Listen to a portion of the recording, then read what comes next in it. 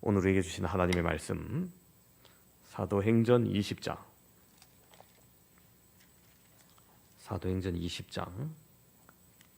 17절에서 27절까지.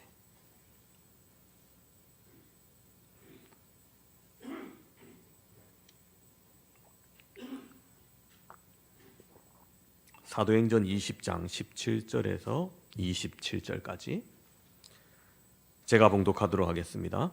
바울이 밀레도에서 사람을 에베소로 보내어 교회 장로들을 청하니 오매 그들에게 말하되 아시아에 들어온 첫날부터 지금까지 내가 항상 여러분 가운데서 어떻게 행하였는지를 여러분도 아는 바니 곧 모든 겸손과 눈물이며 유대인의 관계로 말미암아 당한 시험을 참고 주를 섬긴 것과 유익한 것은 무엇이든지 공중 앞에서나 각 집에서나 거리낌 없이 여러분에게 전하여 가르치고 유대인과 헬라인들에게 하나님께 대한 회개와 우리 주 예수 그리스도께 대한 믿음을 증언한 것이라.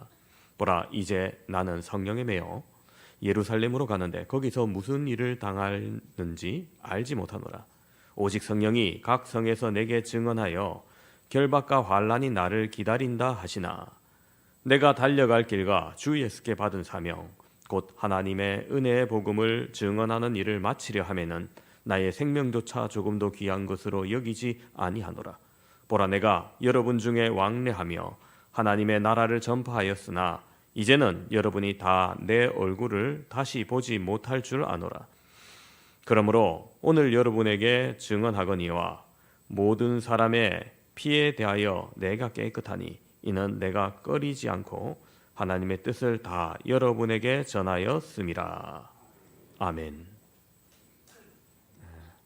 동물이 도로에 나왔다가 자동차나 오토바이 등에 치여서 사망하는 사고를 로드킬이라고 하죠. 제가 예전에 천안에서 차를 타고 가다가 고라니가 뛰쳐나와서 제 앞차와 충돌하는 로드킬의 모습을 보았습니다. 뒤꿈치를 살짝 부딪힌 것 같은데, 뒷발 뒤꿈치를 살짝 부딪힌 것 같은데 뱅글 한 바퀴 돌더니 길가 쪽으로 푹 쓰러집니다.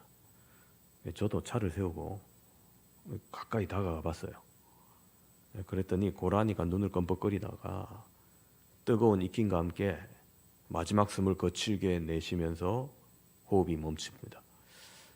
방금 전까지 도로를 힘차게 가로지르던 생명이 죽은 겁니다. 이 동물이 이렇게 죽은 것 자살은 아닐 겁니다. 그죠?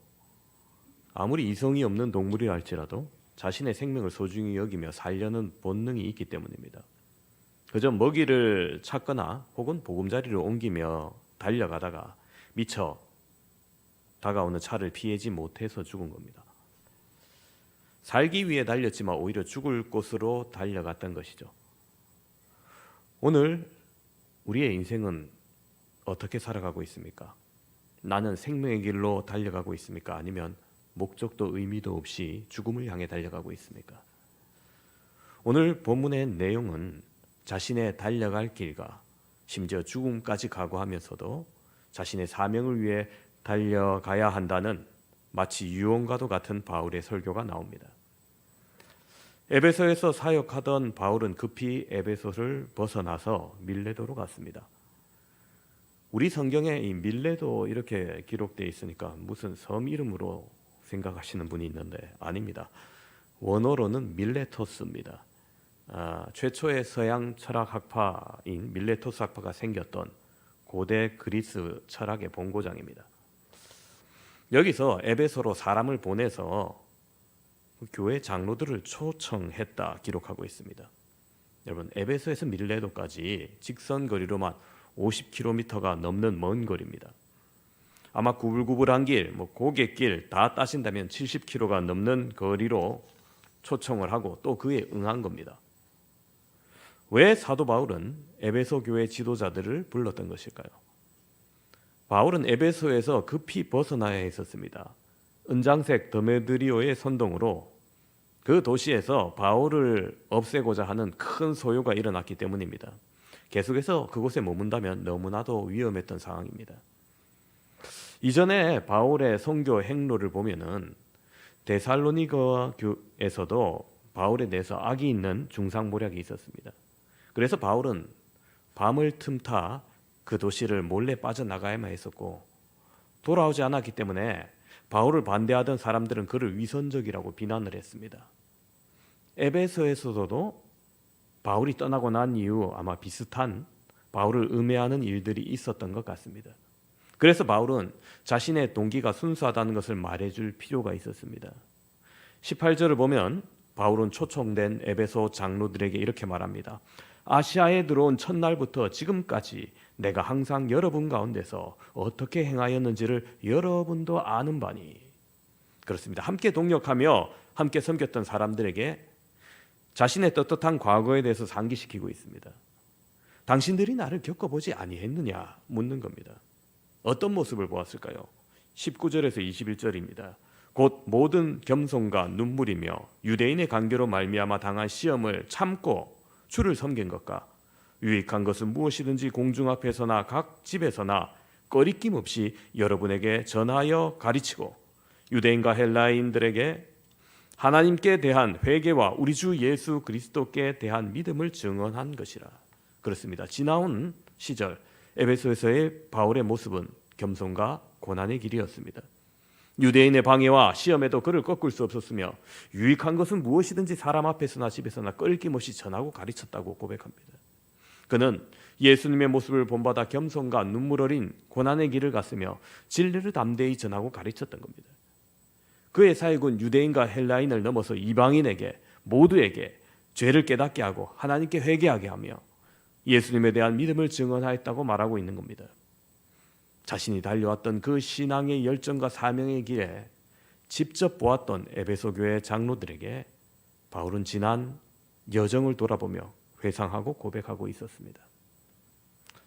제가 한 달 전에 대전에 갈 일이 있었는데 그때 예전에 사역했던 교회를 잠깐 들렸습니다. 건물 내외각 리모델링을 하면서 엘리베이터도 설치했다는 얘기를 듣고 저도 우리 교회 좀 참고하려고 여기는 어떻게 했나 하면서 보러 갔습니다.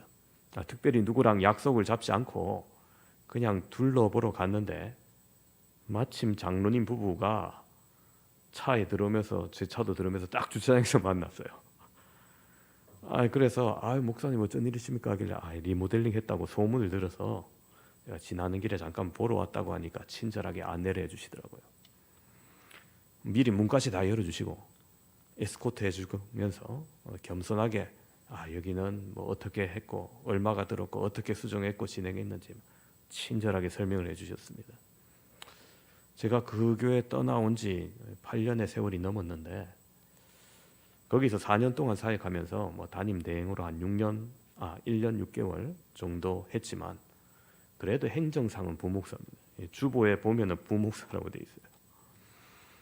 근데도 저를 너무나 깍듯하게 아직도 대해주셔서 참 감사했었습니다. 보통 부목사님들이 예전 교회 가면은 그렇게까지는 안 하잖아요. 반갑게는 맞이해줘도 구경하러 왔다면 돌아보세요 하고 알 건데 어차피 길 다 알 건데 하면서 그렇게 하지 않으십니까? 교회를 돌아보면서 중간에 초등학교 6학년 때 한 6개월 정도 봤던 친구가 저를 알아보고 이제 대학교 2학년이 됐다면서 인사하는데 저는 하나도 못 알아보겠더라고요. 이름 듣고 알았습니다. 걔가 걔인지.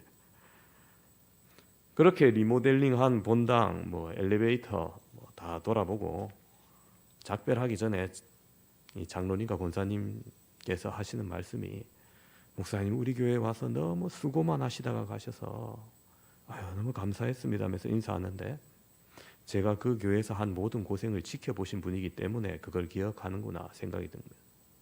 오늘 말씀에서도 마찬가지 분위기예요. 에베소 교회 장로들은 바울의 사역에 있어서 함께했던 믿음의 동력자였습니다. 그들은 바울이 걸어왔던 길을 가장 잘 아는 산 증인들이며 바울에게 힘을 심어줄 수 있고 바울의 진심과 수고를 알고 위로해 줄 수 있는 사람들이었습니다. 그래서 어떠한 음해가 에베소에 있다 할지라도 우리 바울 사도는 그럴 사람이 아니다라고 당당히 말할 수 있는 사람들이었습니다. 우리는 자신의 신앙생활을 돌아보며 수고하고 내가 이때까지 이렇게 살아왔다 떳떳하게 말할 수 있습니까? 다른 사람에게 내가 이토록 열정으로 섬겨하며 살아왔지 않느냐고 말할 수 있습니까? 교회를 위해서 모든 겸손과 눈물을 흘렸다고 쉽게 말할 수 있는 분이 많지는 않을 겁니다. 하지만 바울은 그가 그토록 가깝게 지냈던 에베소 교회 장로들에게 자신이 힘을 다해 세웠던 에베소 교회가 아니었냐면서 담대히 말했던 겁니다.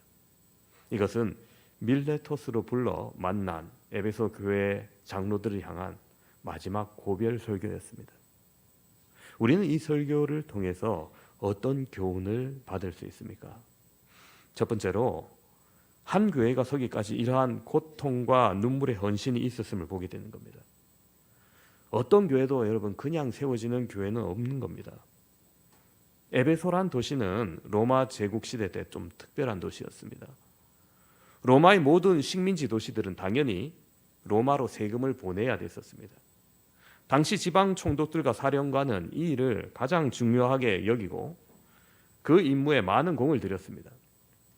특별히 에베소는 로마 제국 동쪽 거점 도시로 삼기 위해서 로마로부터 세금을 보낼 필요가 없는 면제 도시였습니다. 즉, 그 지방에 세금을 거두어서 거점 도시로 키우기 위해서 에베소에서 그대로 쓰도록 배려했던 겁니다.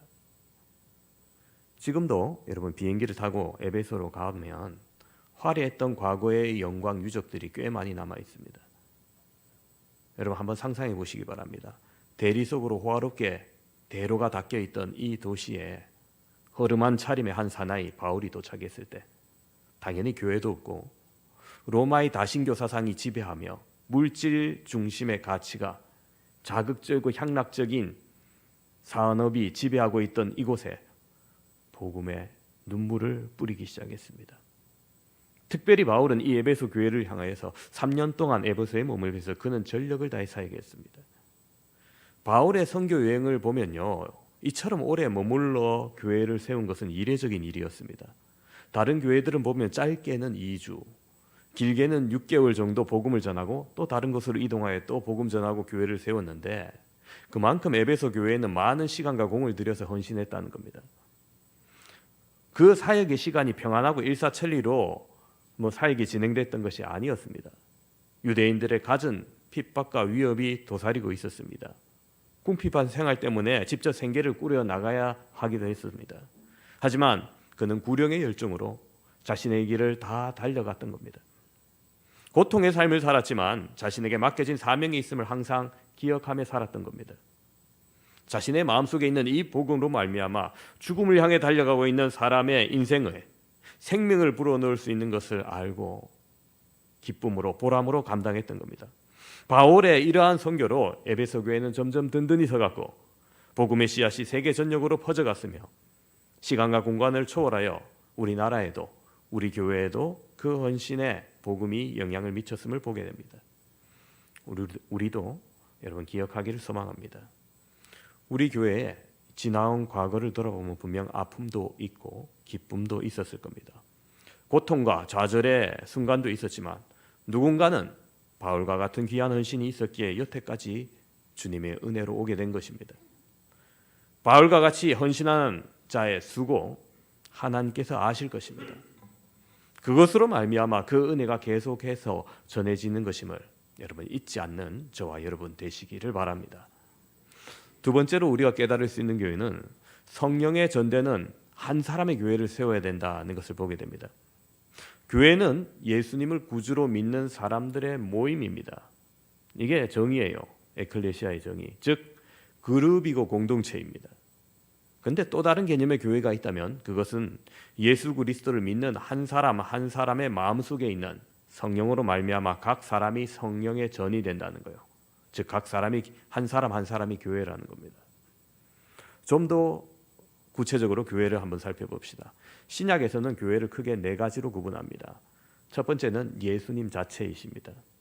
성전을 청결케 하신 사건에서 제사장들과 바리새인들이 성전에서 장사꾼을 내쫓는 걸 보고 무슨 표적을 보이겠냐고 묻습니다.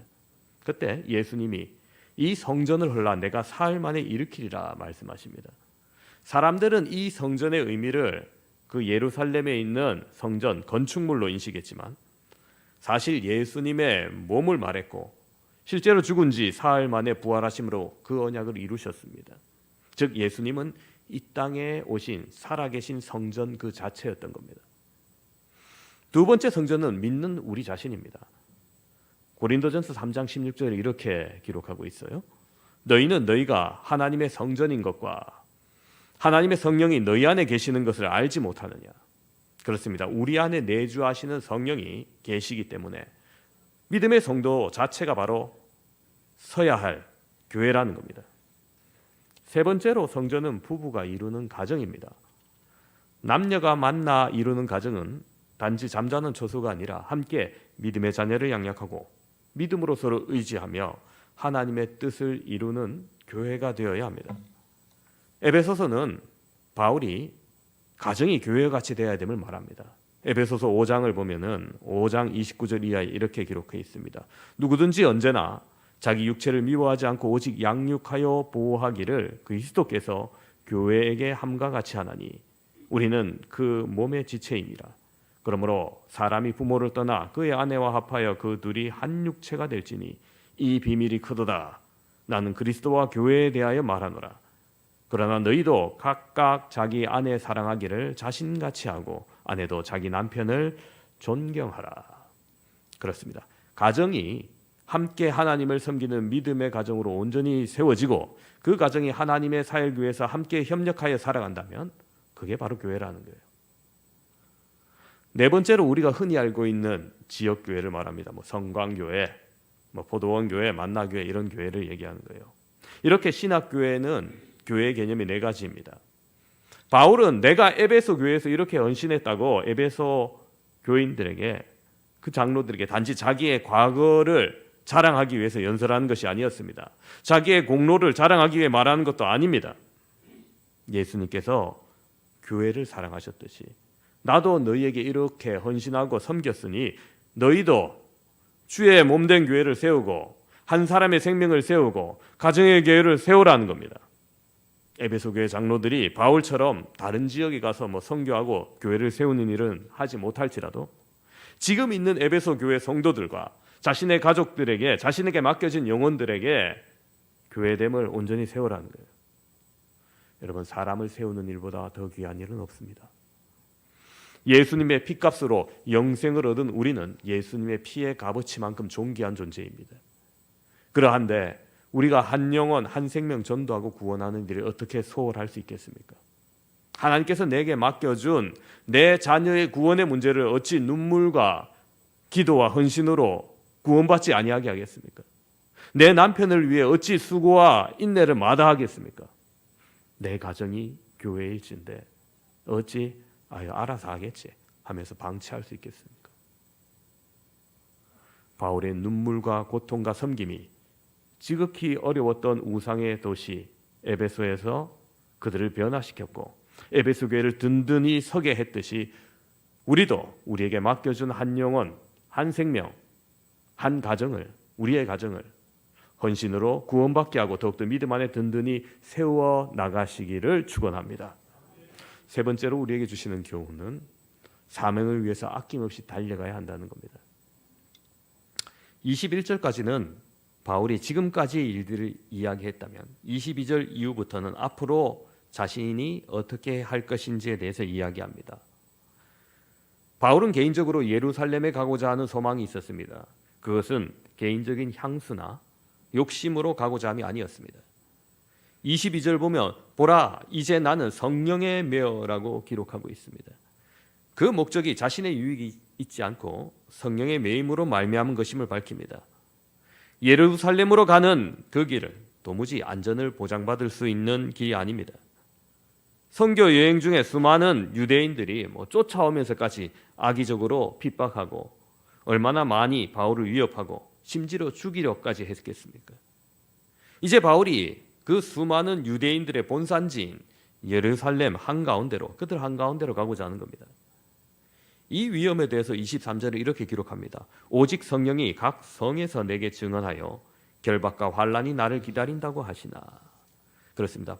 이미 바울에게 이 예루살렘으로 향하는 길 결코 쉬운 길이 아니며 결박과 환란이 기다리고 있음을 성령이 알려줬다는 겁니다. 그러나 그는 그 길을 가려고 합니다. 왜 그렇습니까? 24절에 그 이유가 나타납니다. 내가 달려갈 길과 주 예수께 받은 사명, 곧 하나님의 은혜의 복음을 증언하는 일을 마치려 하면은 나의 생명조차 조금도 귀한 것으로 여기지 아니하노라. 그렇습니다. 예수님께 받은 사명 때문이었습니다. 세상에 생명이 있는 모든 생물은 자신의 생명을 귀히 여길 줄 압니다. 하지만 인간은 그 중에서도 자신의 의지로 그 생명을 버릴 수 있는 드문 존재입니다. 자신의 신념을 위해서 자신의 목숨을 던진 애국 열사나 조국의 독립을 위해서 목숨을 바친 독립투사들이 바로 그러한 사람들이죠. 그들의 공통점은 바로 이 생명을 버리면서까지 자신이 가야 할 길, 곧 사명을 가지고 있었던 사람들입니다. 바울은 실제로 예루살렘에 가서 죽임을 당하지는 않습니다.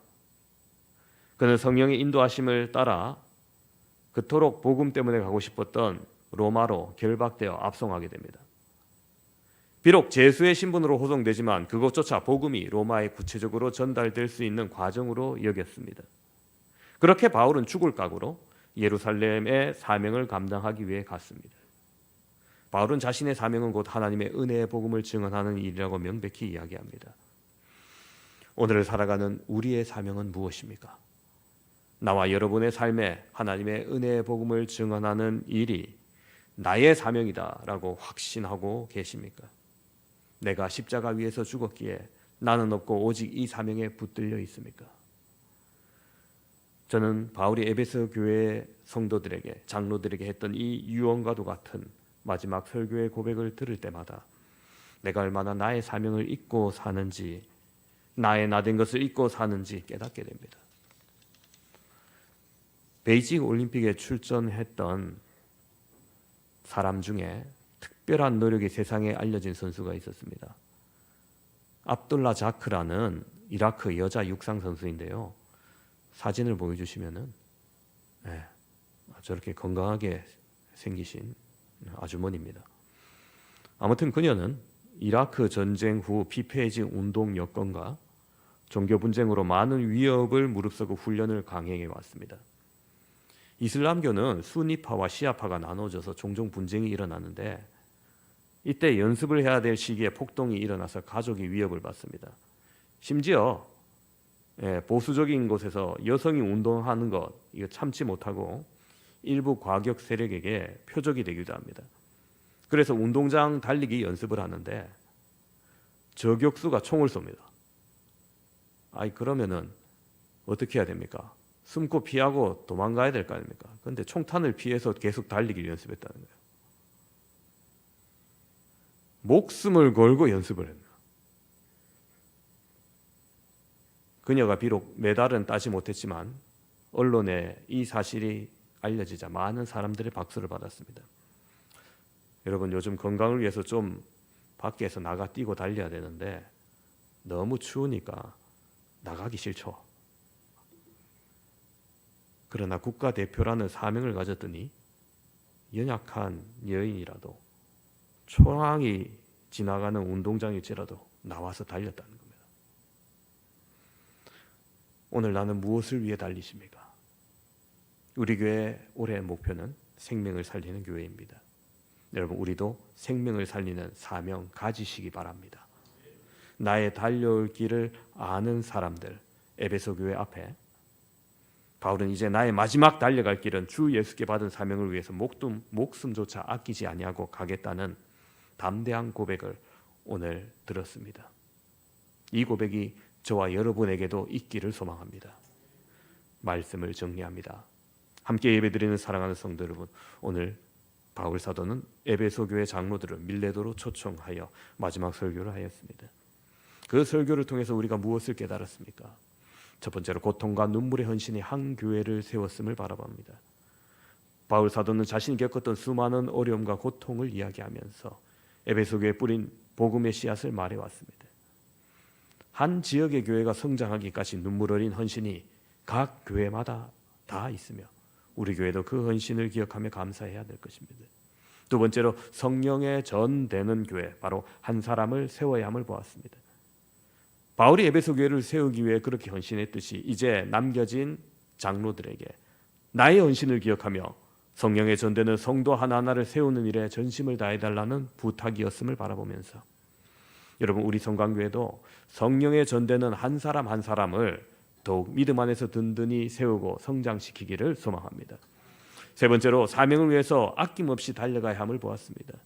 바울은 예루살렘으로 가게 되면 분명히 위험할 것이라는 성령의 경고에도 불구하고 내게 주신 복음의 사명을 감당하기 위해 나의 생명조차 귀한 것으로 여기지 않겠다고 고백합니다. 우리도 사명을 바라봅시다. 우리의 달려갈 길과 달려갈 곳, 그 끝에 계신 분 누구십니까? 바로 예수님이 계시지 않습니까? 우리의 마지막에 주님을 만나 이 모든 수고에 대한 위로를 들으며 선한 싸움 다 싸우고 기쁨의 승리관을 씁시다. 그렇게 사명의 길을 다 달려가 승리하는 저와 여러분 되시기를 주님의 이름으로 축원합니다.